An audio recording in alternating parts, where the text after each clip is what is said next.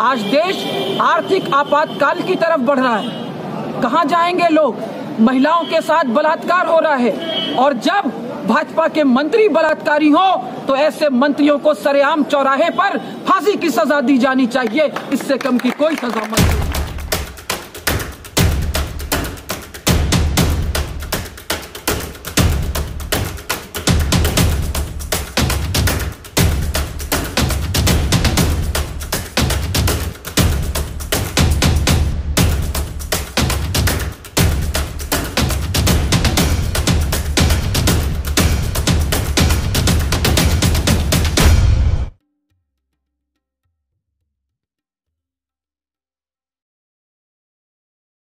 क्या कैसा धरना प्रदर्शन और क्या मांगे?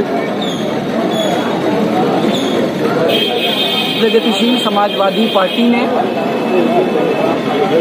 अपने माननीय नेता शिवपाल सिंह यादव जी के आह्वान पर आज 18 तारीख को पूरे प्रदेश में धरना प्रदर्शन किया है। हम लोग धरना प्रदर्शन कर रहे हैं क्योंकि प्रदेश इस समय समस्याओं में घिरा हुआ है। बिजली का दाम 12% बढ़ा दिया गया। जो नया मोटर व्हीकल एक्ट आया है उसमें मनमाने तरीके से लोगों पर जुर्माना लगाया जा रहा है जिसकी कोई राशि निर्धारित रही नहीं गई है। कोई 5,000 ले रहा है, कोई 10,000 ले रहा है, कोई 15,000 ले रहा है और गरीब लोग अपनी गाड़ियां थाने में छोड़ के भाग रहे हैं। इतने पर बस नहीं है बल्कि कहा गया है कि मोटर व्हीकल एक्ट में जो जुर्माना है ये हर साल अप्रैल में 10% बढ़ाया जाएगा। माननीय गडकरी जी कह रहे हैं कि इससे आप लोग परेशान नहीं हो, कुछ दिन में आदी हो जाएंगे। सवाल ये है कि गरीब जनता कहां से देगी इतना? खाद मिल नहीं रही है, नहर में पानी है नहीं, कानून व्यवस्था ध्वस्त है।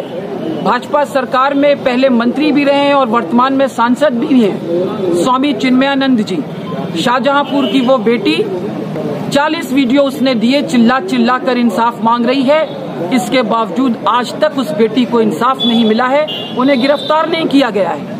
तो सवाल ये है कि आखिर कौन आवाज को सुनेगा?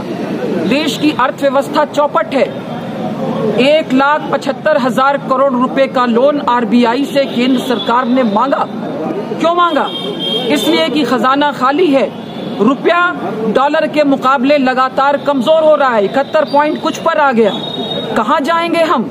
जीडीपी गिर गई, बेरोजगारी इतनी ज्यादा बढ़ गई है कि कोई हद नहीं।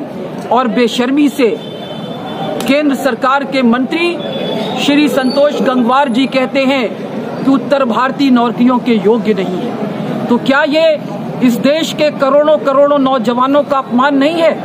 आप रोजगार के अवसर सृजित नहीं कर रहे हैं। 8 साल से आप ये देख रहे हैं कितना 3 बार परीक्षाएं हुई हैं। 3 साल से परीक्षाओं के रिजल्ट रुके हुए हैं। नौकरियां आप दे नहीं रहे हैं, नया उद्योग लग नहीं रहा है। जनता का पैसा नोटबंदी में आपने ले लिया, जीएसटी के नाम पर जनता को बर्बाद किया, जीडीपी नीचे गिरती जा रही है। तो कौन सा सपना आप हमें बेच रहे हैं? हमें 56 इंच के सीने वाला प्रधानमंत्री नहीं चाहिए, हमें वो प्रधानमंत्री चाहिए जो देश को इस आर्थिक मंदी से उभार सके। आज देश आर्थिक आपातकाल की तरफ बढ़ रहा है। कहां जाएंगे लोग?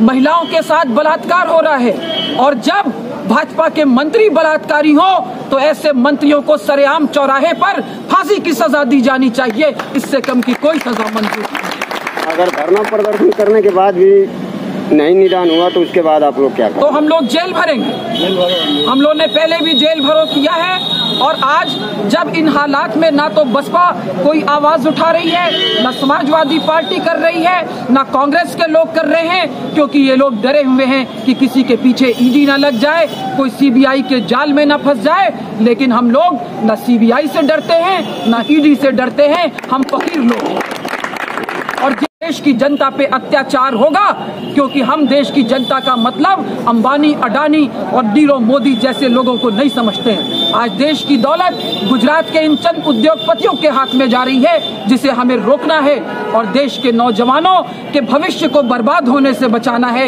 इस देश को बचाना है क्योंकि देश का मतलब बेजान जमीनें नहीं है। देश का मतलब इस देश में रहने वाले 1.25 अरब हिंदुस्तानी हैं, बेजान जमीनें नहीं हैं। इसलिए हमें अपने नौजवानों के भविष्य को बचाना है हमें जेल जाना पड़ेगा तो हम हिंदुस्तान की जेलों को भरने का काम करेंगे। इसलिए हम लोगों की मांग है कि बढ़ी हुई बिजली की दरों को तुरंत वापस लिया जाए।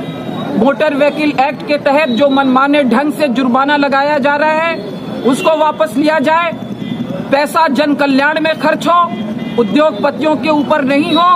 और जो केंद्रीय श्रम मंत्री हैं संतोष गंगवार जी, वो देश के उत्तर भारत के करोड़ों नौजवानों से सरेआम सार्वजनिक रूप से माफी मांगे। साथ में हमारी मांग है कि जो स्वामी जी हैं, साक्षी महाराज जी तो पहले थे, छोड़िए, हम आज की बात करते हैं चिन्मयानंद जी की। स्वामी चिन्मयानंद जी, वो शाहजहांपुर की बेटी इंसाफ मांग रही है तो उस बेटी को इंसाफ मिलना चाहिए और इंसाफ होता हुआ नजर आना चाहिए। ये मांग हम लोगों की है कि स्वामी चिन्मयानंद को जेल भेजा जाए। जब तक ये मांगे पूरी नहीं होंगी, प्रदेश की जनता, देश की जनता आंदोलन करती रहेगी और जेलों को भरने का काम हम लोग करते रहेंगे।